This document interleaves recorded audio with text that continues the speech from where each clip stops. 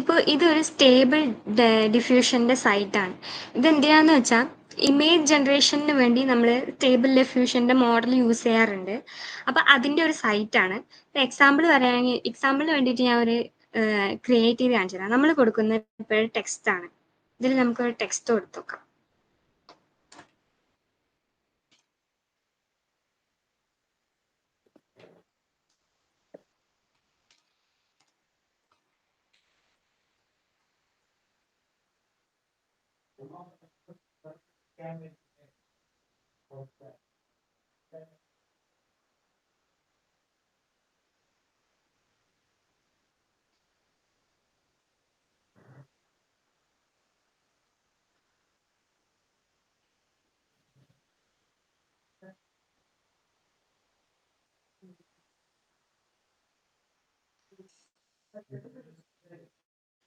ഇതിപ്പോൾ ഞാനിപ്പോൾ ഒരു ടെക്സ്റ്റ് കൊടുത്തു, cat wearing helmet in space എന്ന്.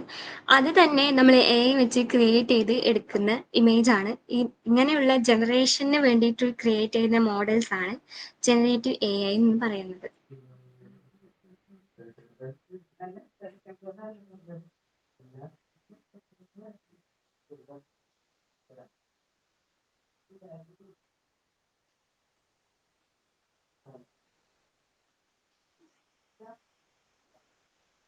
അപ്പോൾ ജനറേറ്റീവ് എ ഐ പറഞ്ഞാൽ എന്താണെന്ന് നമുക്ക് മനസ്സിലായി.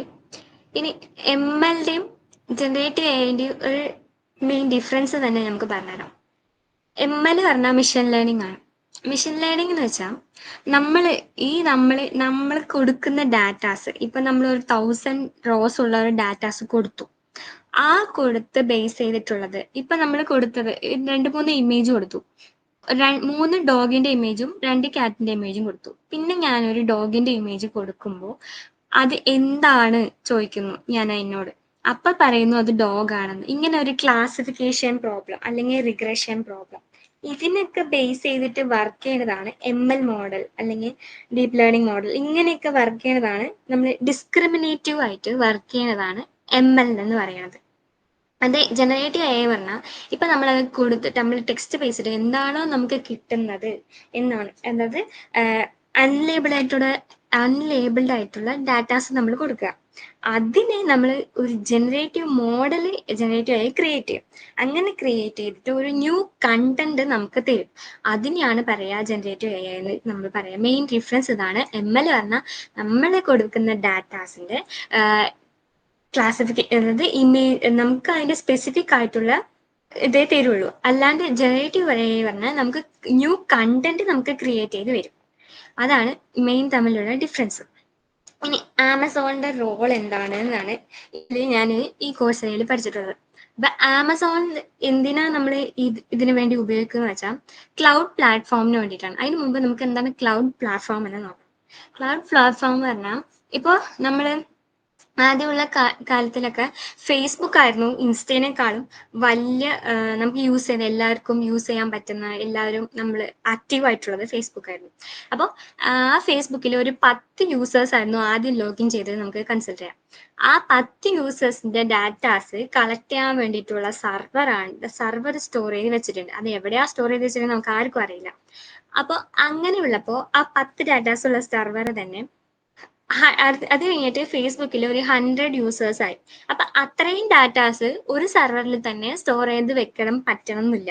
കാരണം ഇപ്പൊ നമ്മൾ എക്സാം റിസൾട്ട് ഒക്കെ നോക്കുമ്പോൾ നമ്മൾ എക്സാമിന്റെ റിസൾട്ട് ഒക്കെ നോക്കുമ്പോൾ എല്ലാവരും കൂടെ നോക്കുമ്പോൾ സൈറ്റ് കുറച്ച് ഹാങ് ആവാറുണ്ട്. അങ്ങനത്തെ പ്രശ്നങ്ങൾ വരാതിരിക്കാൻ നമ്മൾ 2-3 സർവർ നമ്മൾ മെയിൻറ്റെയിൻ ചെയ്ത് പോകും. ഇപ്പൊ ഫേസ്ബുക്ക് ആണെങ്കിൽ ആദ്യത്തെ ഫേസ്ബുക്കിന്റെ ആ കാലഘട്ടത്തിൽ 2-3 സർവേഴ്സ് ഒക്കെ ഇപ്പൊ ഫേസ്ബുക്കിന്റെ യൂസേജ് കുറഞ്ഞു.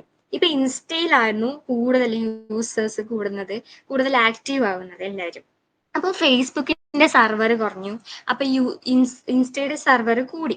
അപ്പൊ അങ്ങനെയുള്ള ഇനി അടുത്ത വരുന്ന കാലത്ത് പുതിയ ഏതെങ്കിലും ആപ്പ് വന്നു കഴിഞ്ഞാൽ ഇൻസ്റ്റയുടെയും കുറയും, അത് കഴിഞ്ഞിട്ട് വേറൊരു സർവർ കൂടും.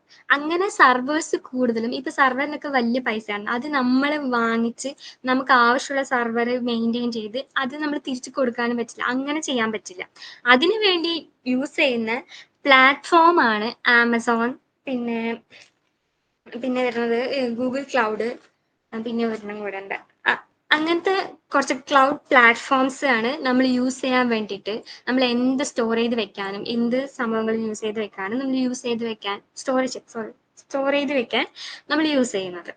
അങ്ങനെ നമുക്ക് ഈ ഈ ജനറേറ്റീവ് മോഡൽസും എം എൽ മോഡൽസും ഇതിനൊക്കെ നമ്മൾ ആക്സസ് കിട്ടാൻ ക്ലൗഡ് സെർവറിന് നമുക്ക് ആക്സസ് കിട്ടാൻ വേണ്ടി യൂസ് ചെയ്ത് വെക്കുന്നതാണ് ആമസോൺ സെർവറിൽ യൂസ് ചെയ്ത് വെക്കുന്നത്. അതിനാണ് നമ്മൾ മെയിനായിട്ട് ഇതിൽ ആമസോൺ കൺസെപ്റ്റ് വരുന്നത്. പിന്നെ ഇതിനെ ജനറേറ്റ് ചെയ്യാൻ നമുക്ക് പല യൂസസ് ഉണ്ടല്ലോ. ഇപ്പൊ എക്സാമ്പിൾ പറയുകയാണെങ്കിൽ ഞാനിപ്പോ ക്രിയേറ്റ് ചെയ്ത ഒരു പ്രൊജക്ട്സ് തന്നെ പറയാം. ഞാനിപ്പോ ക്രിയേറ്റ് ചെയ്ത പ്രൊജക്റ്റ് എന്ന് വെച്ചാൽ ഇങ്ങനെ ഹീറ്റ് ടെമ്പറേച്ചർ മെഷർ ചെയ്യും. ഇപ്പൊ നമ്മൾ യൂസ് ചെയ്ത തെർമോമീറ്റർ വെച്ചിട്ടാണ് നമ്മൾ ഹോസ്പിറ്റൽസിലൊക്കെ ഹീറ്റ് ടെമ്പറേച്ചർ മെഷർ ചെയ്യുക. പക്ഷെ നമ്മൾ പോയി നിന്ന് കഴിഞ്ഞാൽ ആ സ്ക്രീനിൽ നമ്മുടെ ശരീരത്തിൽ എത്ര ടെമ്പറേച്ചർ ഉണ്ടെന്ന് ഞാനൊരു പ്രൊജക്ട് ക്രിയേറ്റ് ചെയ്തിട്ടുണ്ടായിരുന്നു. അങ്ങനെ ഹോസ്പിറ്റലിലും ഫിനാൻസിലും മീഡിയ ആൻഡ് റീറ്റെയിൽസ് മാനുഫാക്ചർ ഇങ്ങനെ ഉള്ള സംഭവങ്ങളിൽ നമുക്ക് എന്താണ് യൂസേജ്, ഒരുപാട് ബിസിനസ് യൂസേജ് ഉണ്ട് ഇതില് എഐയില്. ഇനി വരാൻ പോകുന്ന കാലത്ത് ഫുള്ള് എഐ ആയിരിക്കും. ഇങ്ങനെ ഓരോന്ന് യൂസേജ് നമുക്ക് പറ്റും. അതിലൂടെ നമുക്ക് എന്ത് ചെയ്യാം, നമ്മുടെ മാർക്കറ്റിംഗ് ഇംപ്രൂവ് ചെയ്ത് കൊണ്ടുപോകാം. അതിലൂടെ നമ്മൾ എല്ലാം മാർക്കറ്റിംഗ് ബിസിനസ് ഇതിനൊക്കെ മെയിൻറ്റെയിൻ ചെയ്ത് കൊണ്ടുപോകാം. പിന്നെ എയുടെ ബെനിഫിറ്റ്സ് ആണ്, ഒരുപാട് ബെനിഫിറ്റ്സ് ഉണ്ട്. ചാറ്റർ ബോട്ട് ഇപ്പൊ നമുക്ക് ആദ്യമൊക്കെ ചാറ്റ് GPT ഇല്ലാത്ത സമയത്ത് നമ്മൾക്ക് കുറെ ബുക്സും ഇതൊക്കെ വാങ്ങിത്തരും. ഇപ്പൊ നമുക്ക് എല്ലാം കിട്ടുന്നുണ്ട്, ആക്സസ് ചെയ്യാൻ പറ്റുന്നുണ്ട്. അങ്ങനെ കുറെ ബെനിഫിറ്റ്സ് നമുക്കുണ്ട്. അതുകൊണ്ട് നമുക്ക് എന്താ കൂടുതൽ കാര്യങ്ങൾ നമുക്ക് അറിയാൻ പറ്റും. എന്താണ് ഇതൊക്കെ എന്താണെന്ന് അറിയാൻ പറ്റും. പിന്നെ അതൊക്കെ തന്നെ പറയുന്നത് ഇങ്ങനെ ഡെവലപ്പ് ചെയ്യാൻ പറയുന്നുണ്ട്. അതായത് ഓരോ മോഡലിലും നമ്മൾ ഇങ്ങനെ ക്രിയേറ്റ് ചെയ്തിട്ട് ഡെവലപ്പ് ചെയ്യാന്ന് പറയുന്നുണ്ട്. പിന്നെ അത്രേ ഉള്ളൂ. പിന്നെ ഞാൻ ഒരു ചെറുതായിട്ട് ഒരു ചാറ്റർ ബോട്ട് ഉണ്ടാക്കിയത് കാണിച്ചു തരാം.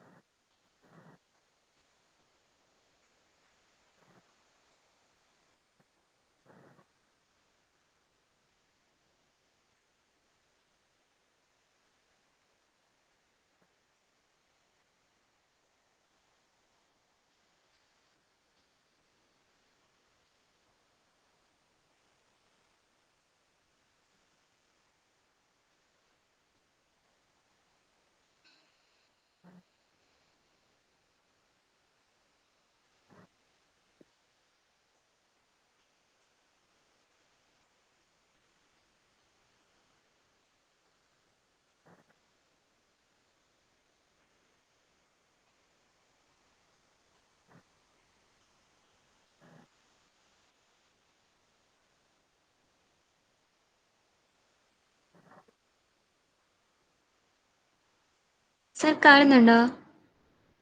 കാണുന്നുണ്ട്. ഇത് കുറച്ച് റണ്ണാവാൻ കുറച്ച് സമയം എടുക്കും. ഇതാണ് ഞാൻ ഉണ്ടാക്കിയ ചാറ്റർ ബോട്ട്. ഇത് ഞാൻ മെയിനായിട്ട് കുക്കിംഗ് അസിസ്റ്റൻസ് വേണ്ടിയിട്ടാണ് ഉണ്ടാക്കിയത്. എന്ത് ഡിഷ് ചോദിച്ചാലും അതിൻ്റെ റെസിപ്പി നമുക്ക് പറഞ്ഞു തരും എന്നുള്ള കൺസെപ്റ്റ് വെച്ചിട്ടാണ് ഞാൻ ഉണ്ടാക്കിയിരിക്കുന്നത്. അത്രേ ഉള്ളൂ.